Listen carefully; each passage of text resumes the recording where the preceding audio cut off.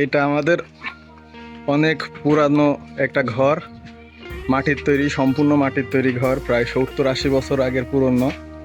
এই ঘরটা এখন ভাঙছি। এই 200 বছর না, এ 80-85 বছর মনে হয় হবে। এই যে আমাদের আরিফিন ভাই এই কাজের খুবই এক্সপার্ট ভাই। যে ঘর ভাঙছে,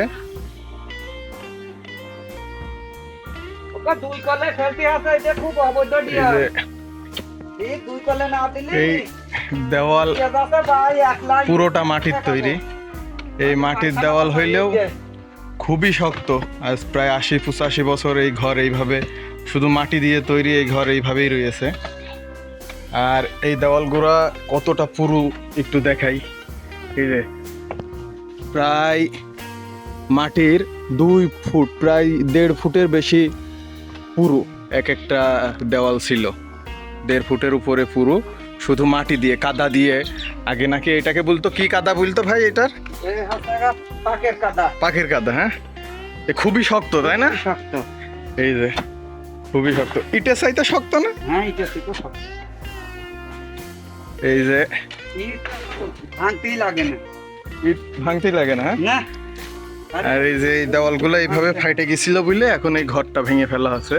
দেওয়ালগুলো আস্তে আস্তে ফাইটে গেছিল। এই যে এই সব বাঁশ দিয়ে, এই বাঁশগুন কি যেন বলে ভাই? এই যে বাঁশের দিয়া, এই যে এইগুন রুয়ো, এই রুয়োগুলো নষ্ট হয়ে যায়, ঘরটাই পুরো নষ্ট হয়ে গিয়েছে। এই যে এইটা ছিল হচ্ছে তাক, এই ছিল হচ্ছে তাক। এইখানে এই মাটির তৈরি ঘরে এমন তাক বানিয়ে রাখতো জিনিসপত্র থোয়ার জন্য ওই সময়। এটা একটা তাক, আর ওই পাশে একটা তাক ছিল, সেইগুলা সব ভেঙে ফেলেছে। আর ছিল এই যে কাঠের দরজা, কাঠের জানালা। হ্যাঁ, এই ভিডিও করে রাখছি, পরে দেবো।